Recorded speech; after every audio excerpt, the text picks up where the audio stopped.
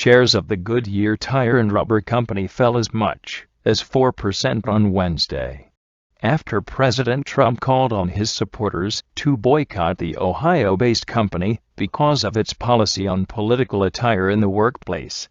"Don't buy Goodyear tires," they announced a ban on MAGA hats, Mr. Trump wrote on Twitter on Wednesday, referring to his Make America Great Again campaign slogan.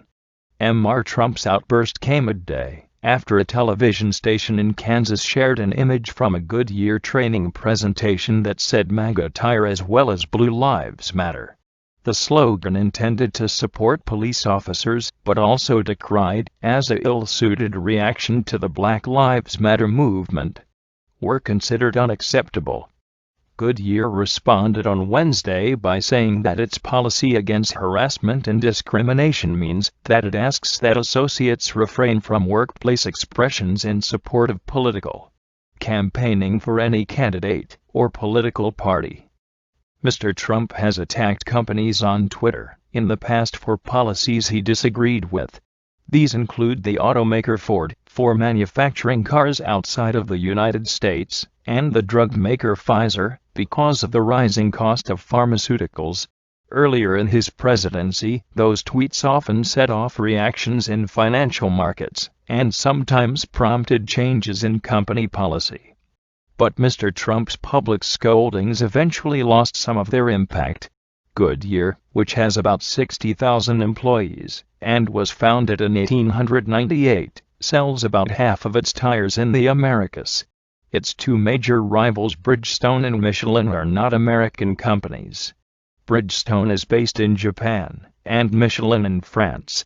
Target said on Wednesday that its profits surged to nearly $1.7 billion in the 3 months through August 1, an increase of about 80% from the same time a year earlier.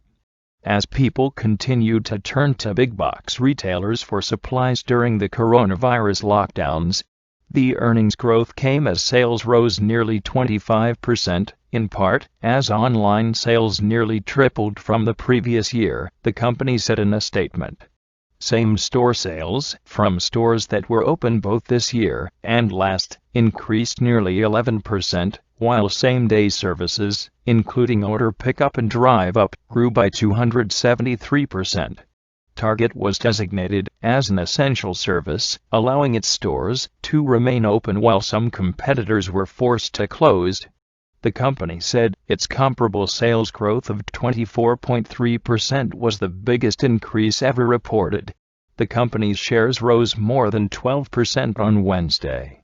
Stocks edged higher on Wednesday, a day after Wall Street's rally lifted the S&P 500 into record territory for the first time since February. Read about the record here. Shares of Target were the best performing in the S&P 500 on Tuesday, jumping nearly 12% after the company reported a surge in sales in the second quarter. Read about the earnings report here. Apple just hit a $2 trillion valuation, the first U.S. company to do so. The New York Times' Jack Nicklaus writes, "It took Apple 42 years to reach $1 trillion in value. It took it just 2 more years to get to $2 trillion.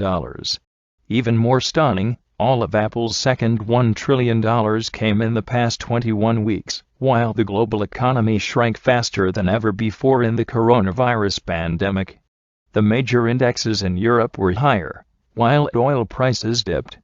Apple, now worth $2 trillion, has doubled in value during the pandemic.